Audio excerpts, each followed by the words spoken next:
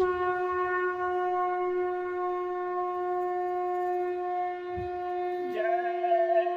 गुरुदेव। जय गुरुदेव। जय गुरुदेव। जय गुरुदेव। दाता तेरे सुमिरन का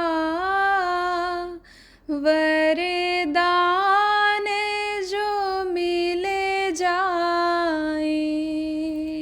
दाता तेरे सुमिरन का वरदान जो मिल जाए। मन मैल कटे मेरा, सब दोष निकल जाए। मन मैल कटे मेरा, सब दोष निकल जाए।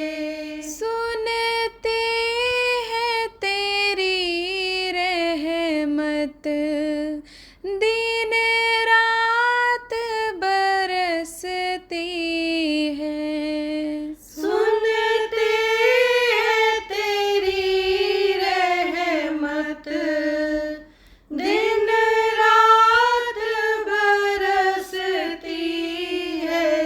एक बूंद जो मिल जाए, किस्मत ही बदल जाए। एक बूंद जो मिल जाए, किस्मत ही बदल जाए। यह मन बड़ा चंचल है, चिंतन में नहीं लगता। यह मन बड़ा चंचल है, चिंतन में नहीं लगता। जितना इसे समझाऊं, उतना ही मचल जाए।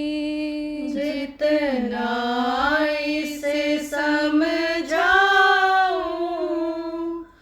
उतना ही मचल जाए। दाता तेरे सुमिरन का वरदान जो मिल जाए। दाता तेरे सुमिरन का वरदान जो मिल जाए। इस चंचल मनवा को गुरुदेव तुम ही रोको। इस चंचल मनवा को गुरुदेव तुम ही रोको। है और नहीं कोई जो इसको रोक पाए। है और नहीं कोई जो इसको रोक पाए। दाता तेरे सुमिरन का वरदान जो मिल जाए। दाता तेरे सुमिरन का वरदान जो मिल जाए। दया की धार से गुरुवर मेरे मन को शुद्ध कर दो। दया की धार से गुरुवर मेरे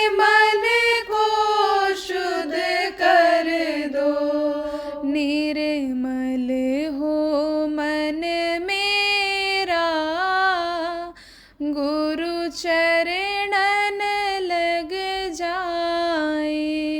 निर्मल हो मन मेरा, गुरु चरणन लग जाए। दाता तेरे सुमिरन का वरदान जो मिल जाए। दाता तेरे सुमिरन का वरदान जो मिल जाए। गुरुदेव मेरे स्वामी, सब भव बंधन काटो। गुरुदेव मेरे स्वामी, सब भव बंधन काटो।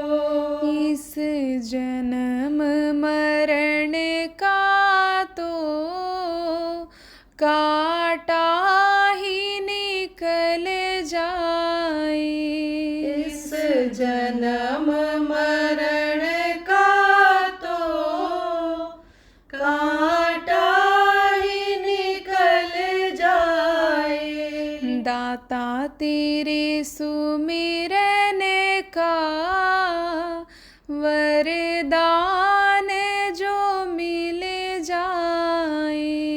दाता तेरे सुमिरन का वरदान जो मिल जाए। जय गुरुदेव। जय गुरुदेव।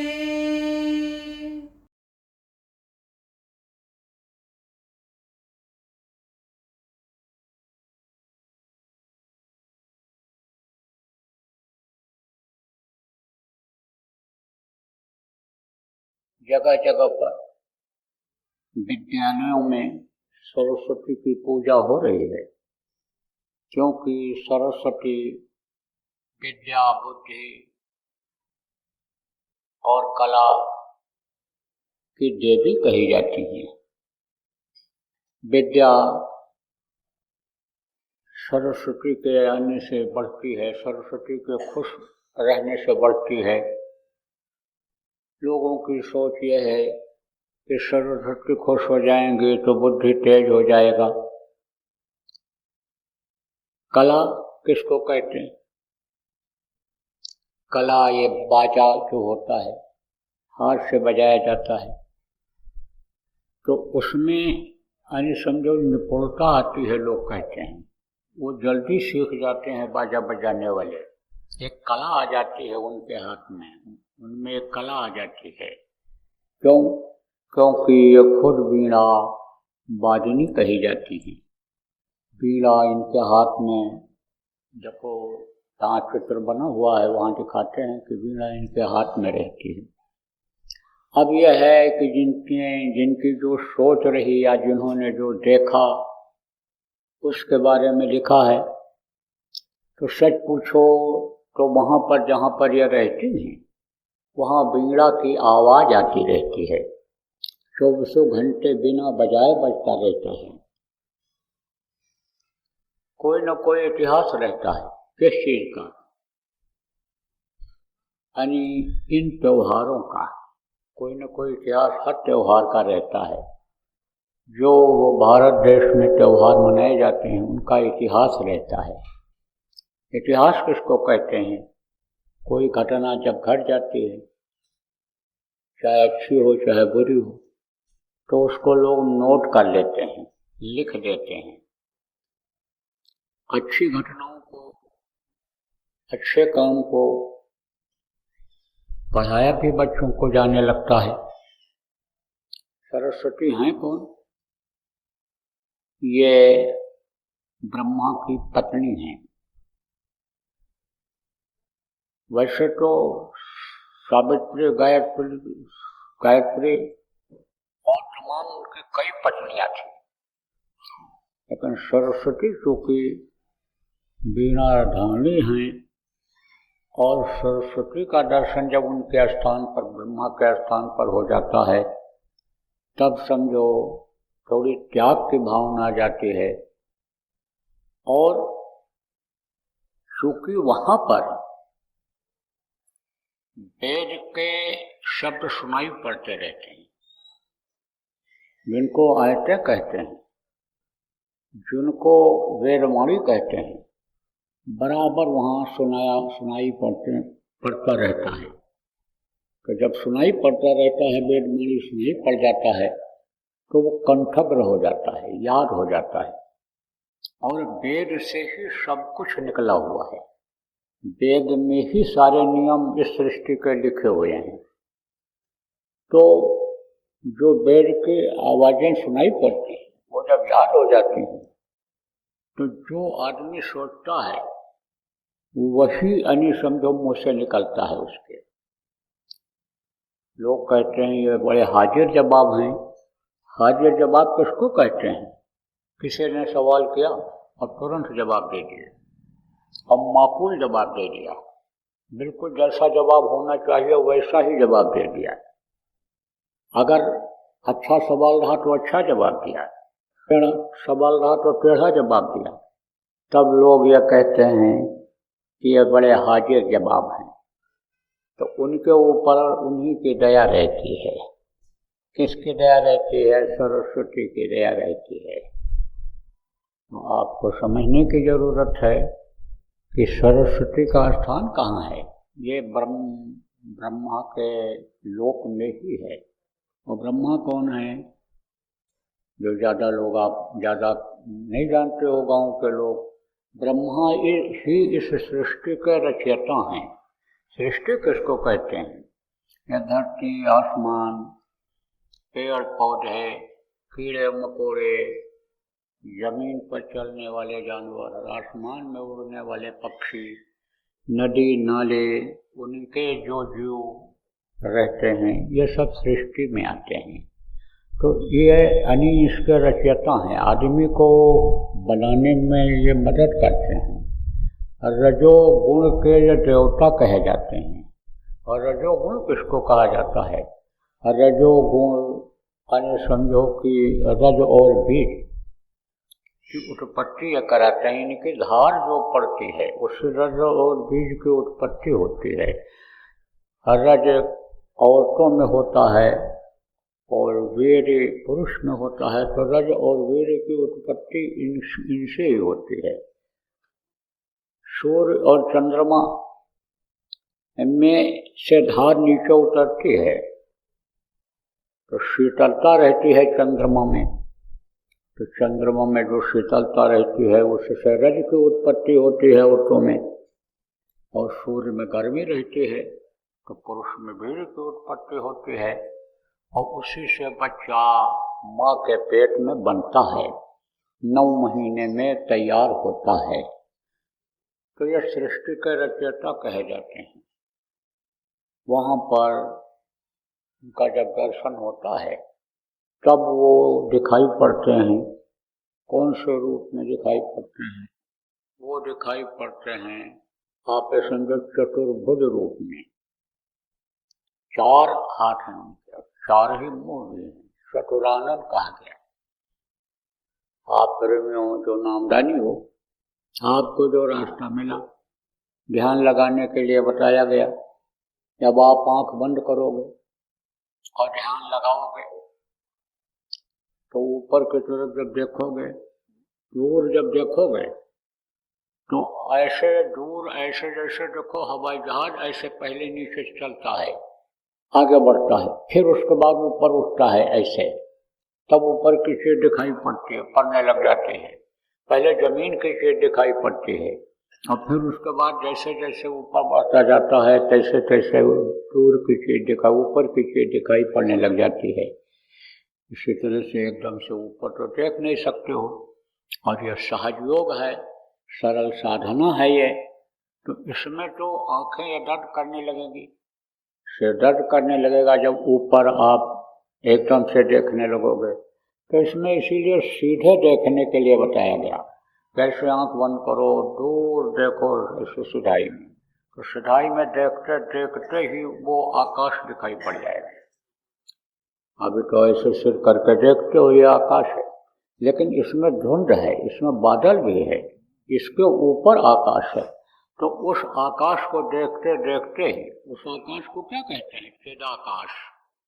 चिदाकाश में देखते देखते ही अंदर में एक ज्योति दिखाई पड़ती है, जिसको अग्र ज्योति कहते हैं। ज्योति माने प्रकाश, रोशनी, जिसको अग्र ज्योति कहते हैं। उस अग्र ज्योति आती है, उसी को देखते रहो तो इनके लोक में पहुंच जाता है साधक। और जब वहां पहुंचता है तो सब ब्रह्मा रूप में ही दिखाई पड़ते हैं। जो कोटिन चतुरानन गौरी सा, गोस्वामी जी ने कहा कि कोटिन चतुरानन है, ये एक दो नहीं है। इनके लोक में खचाखच जीवात्माएं भरी हैं। जैसे यहाँ मृत लोक में आदमी ही आदमी है, ऐसे ही वहाँ पर खचाखच जीवात्माएं भरी हुई, वो सब एक रूप में ही दिखाई पड़ती हैं। पहचान कब होती है? जब दरबार में बैठते हैं, कुर्सी पर बैठते हैं अपने, तब ये दिखाई पड़ते हैं। तो वो हैं ब्रह्मा। तो ब्रह्मा की सेवा ये करती रहती हैं। सरस्वती, गायत्री, ये जितनी हैं आपके, सावित्री, ये सब उनकी सेवा करती रहती हैं ब्रह्मा की। ब्रह्मा ही से सृष्टि के रचयिता हैं और उनकी ये पत्नी हैं, सेवा करती रहती हैं, मुरछल उनको करती रहती हैं। तो देखो, गांव के सीधे साधे लोग, आप ज़्यादा इन बातों को अभी नहीं समझ पाओगे। आपको तो उपाय जो बताया गया है, पुराने सत्संगी हो, पुराने नामदानी हो, आपको जो उपाय बताया गया है, उसके हिसाब से जब आप ध्यान लगाने लगोगे, तब आपको सब जब दिखाई पड़ेगा, तब कुछ बताने समझाने की जरूरत ही नहीं पड़ेगी। देखो, आपको तो समझो कि जैसे स्कूल में बच्चे भर्ती होते हैं, तो आजकल जो स्कूल ये चल गए, उनमें छोटे बच्चों को ही भर्ती करा दिया जाता है, क्योंकि वो घर छोड़ना सीखें। घर छोड़ना नहीं जानते हैं बच्चे,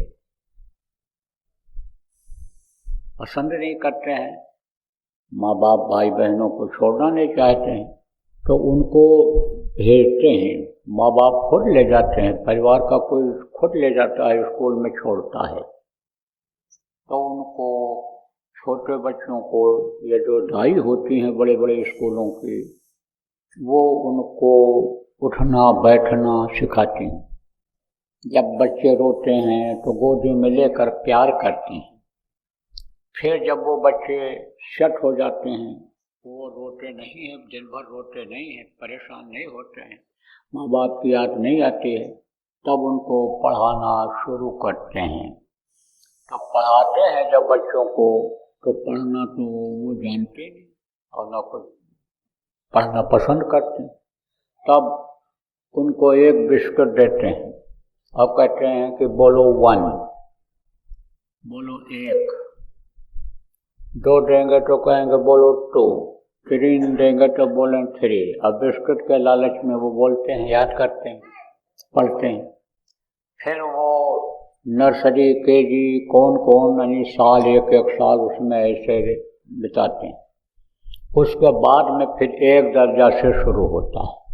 पुराना पैटर्न जैसे था, जैसे बुढ़े लोग आप लोग पढ़े हो, एक दर्जा से पढ़ना शुरू कर दियो।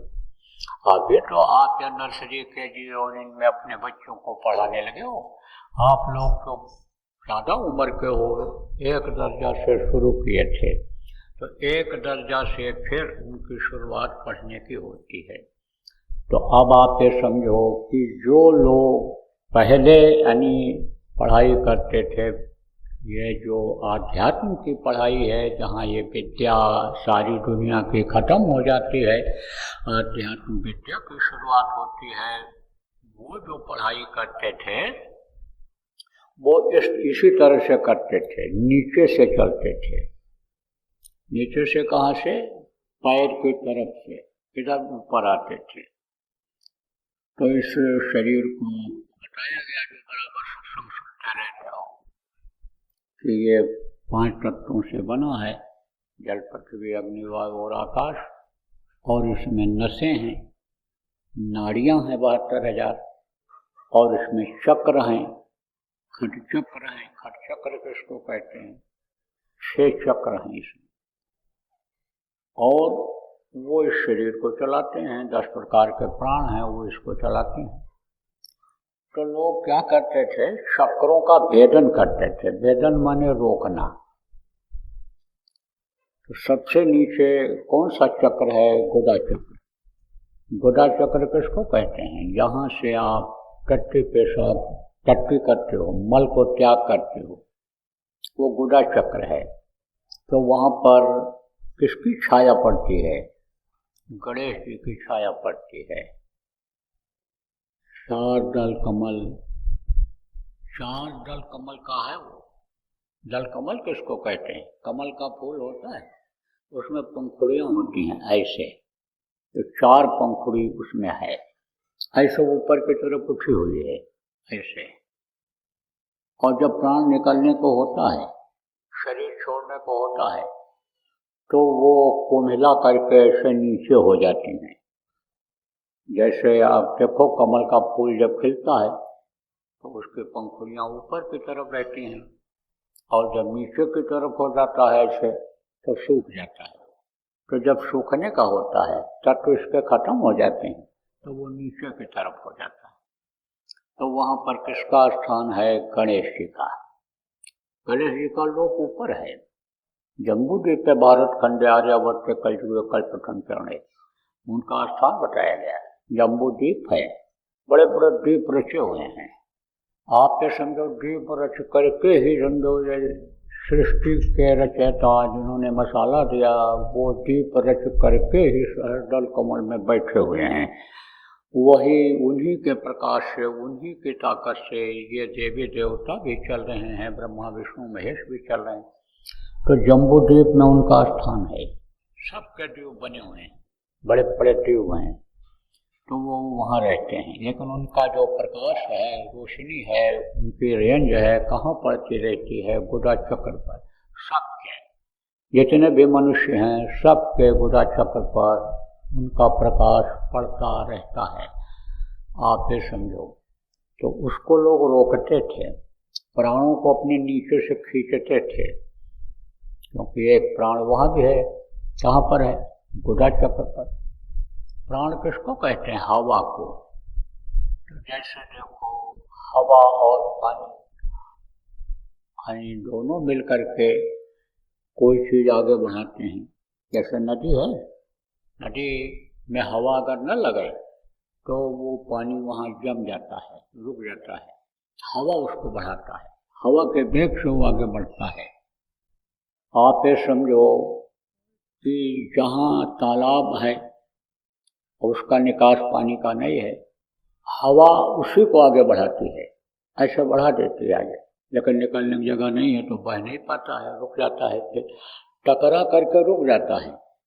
ऐसे ही समझो कि हवा पानी और ये हवा जो है वो जो है मल को बाहर निकालता है। ठंडी हवा देखो होती है, वो मल द्वार से बाहर निकल जाती है, जिसमें बदबू आती है। तो वो जो चक्र है आपका, वो जब प्राणों को लोग खींचते हैं, हवा को खींचते हैं ऊपर की तरफ, तब क्या होता है? वो चक्र रुक जाता है। तो कोई चीज जब चलती रहती है तब दिखाई नहीं पड़ता है। जैसे कमरे में आपके पंखा लगा रहता है, तो पंखा कहाँ से जुड़ा रहता है? पीठ से, धुरी से, और उसमें नट और बोल्ट लगे रहते हैं, जिसमें पंखुड़ियाँ लगी रहती हैं।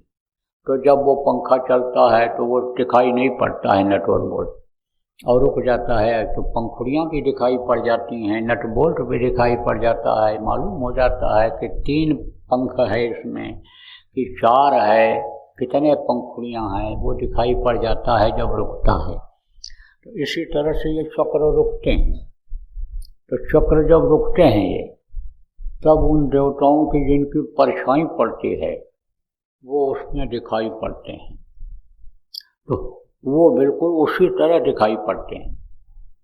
जैसे आप देखो सिनेमा में क्या होता है, सिनेमा में पर्दा लगा रहता है और वो बीच में, रोशनी के बीच में रील बनाते हैं, रील लगाते हैं, और उस पर रोशनी जब पड़ती है, वही रोशनी जब पर्दे के ऊपर पड़ती है तो बिल्कुल आदमी जैसा दिखाई पड़ता है, उठता बैठता बोलता। उतनी देर जो लोग सिनेमा देखते हैं वो उनके दिमाग में यही रहता है कि यह सब आदमी कर रहे हैं, तो रहते तो आदमी वो दूसरी जगह हैं, लेकिन उनकी परछाई यहाँ पड़ती है तो यहाँ पर दिखाई पड़ता है।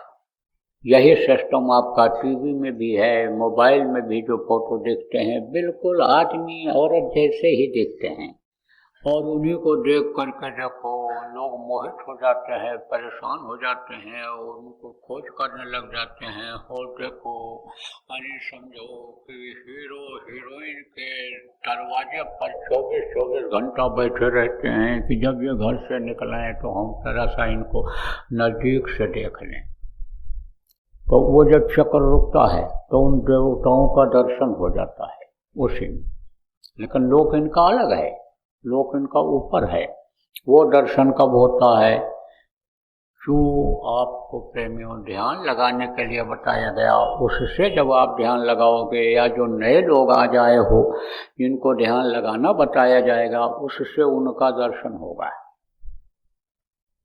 अब आवाज़ यहाँ भी सुनाई पड़ जाती है, जो आवाज़ वहाँ होती है अलग अलग आवाज़ होती रहती है। जैसे मैंने बताया बीड़ा की ध्वनि उसी लोक में सुनाई पड़ जाती है, ओम की आवाज़ ब्रह्मा लोक में ही सुनाई पड़ जाती है।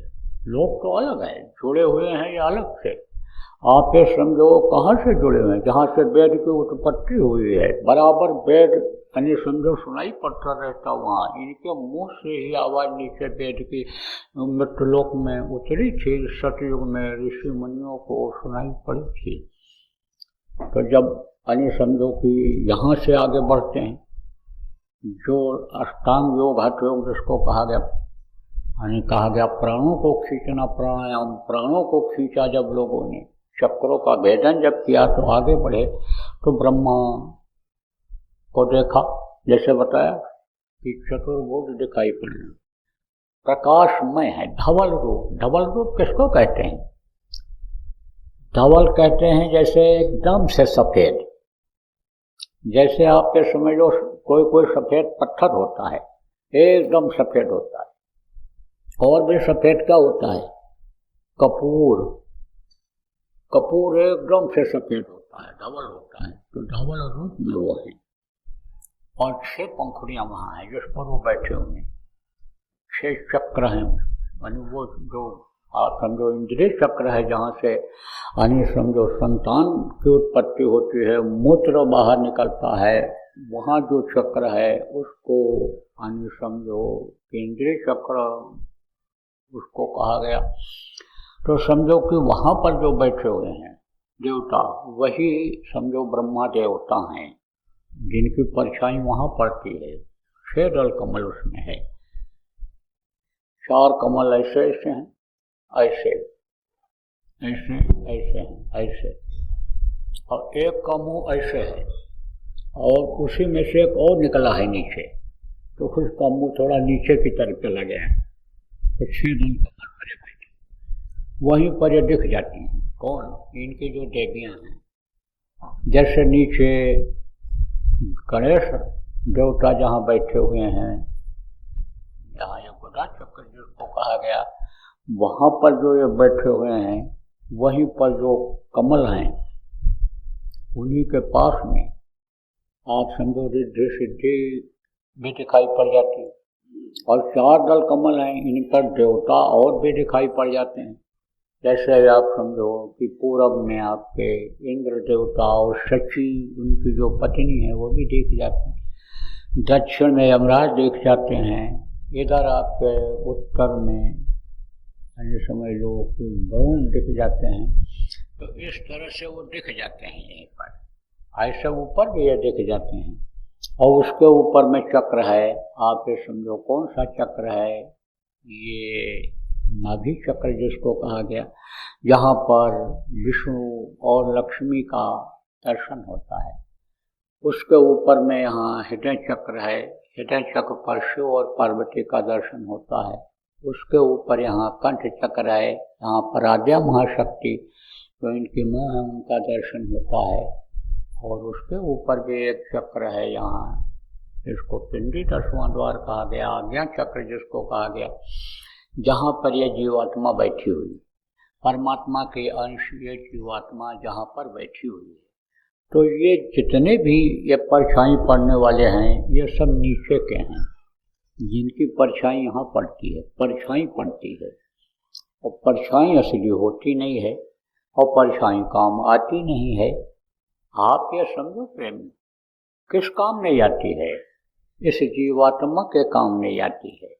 ये जो ताकत है, ये जो शक्ति है इनकी मिलती है, ये शरीर के रहते रहते खत्म हो जाती है। जब शरीर छूटता है, जीवात्मा इस शरीर से बाहर जाती है, तब वो शक्ति वहाँ काम नहीं देती है।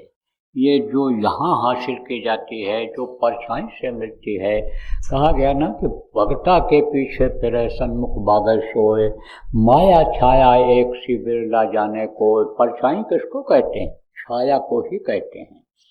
तो आप देखो सूरज निकला है और सूरज यहाँ ये छाया आपकी पड़ रही है, बीच में लगा हुआ, ऐसे ये छाया काम नहीं आती। आदमी छाया को पकड़ने लग जाए, परछाई को पकड़ने लग जाए तो परछाई पकड़ पाएगा? नहीं पकड़ पाएगा। तो परछाई काम नहीं आती है कोई।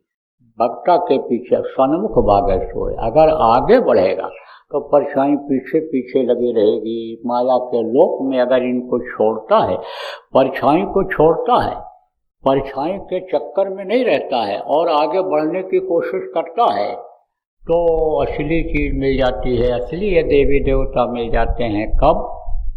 कि जब आँखी मध्य पाखी चमके, और पाखी मध्य द्वारा ते द्वारे दूरबीन लगावे, उतरे बहुत जल पारा, आँखों के बीच से जो रास्ता गया हुआ है वहाँ ध्यान जब लगाया जाता है तो इनके लोग ऊपर में सब दिखाई पड़ने लगते हैं। और जो वो दिखाई पड़ते हैं वो समझो एक तरह से ऊपर के लोगों तक काम आते हैं।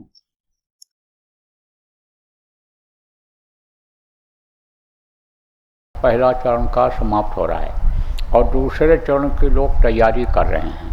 प्रचार तो होगा ही, करना ही है।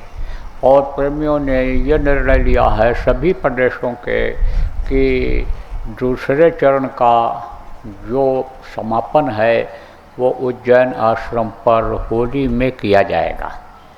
तो उसकी आप लोग करो तैयारी, और गुरु महाराज की दया रहेगी तो होली का कार्यक्रम जो अपना आपका हमारा जो मुख्य आश्रम है उज्जैन में वहीं होता आ रहा है, तो वहाँ पर जब होगा तो वहीं पर समापन हो जाएगा द्वितीय चरण का।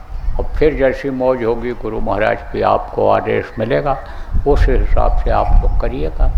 तो जो लोग अभी इसमें नहीं जुड़ पाए हैं उनको भी जोड़ने की ज़रूरत है, सबको खबर देने की ज़रूरत है, सबके कर्मों को सत्संगियों के काटने की ज़रूरत है। देखो सत्संगी अगर कर्म वाले रह जाएंगे तो सत्संगी को भी वही सज़ा मिलेगी। इसलिए जो भी नामदानी है सबको इसमें लगना चाहिए, लोगों के जान के बचाने में, प्रचार प्रसार में लोगों को लगने की आवश्यकता है। जय गुरुदेव। सरकारी व गैर सरकारी अनुदान के लिए बिना सत्संगियों के सहयोग द्वारा जनहित के कार्यों में लगी हुई बाबा जय गुरुदेव धर्म विकास संस्था का मुख्यालय पिंगलेश्वर रेलवे स्टेशन के सामने मक्सी रोड उज्जैन मध्य प्रदेश में है। यहाँ पर सत्संग व नामदान का कार्यक्रम होता रहता है। अतः आप श्रोताओं से अनुरोध है कि बाबा उमाकांत जी महाराज के आश्रम उज्जैन एक बार परिवार सहित जरूर पधारिएगा। जय गुरुदेव। आपके सुझाव के लिए व्हाट्सएप नंबर 9575600700। जय गुरुदेव। जय गुरुदेव।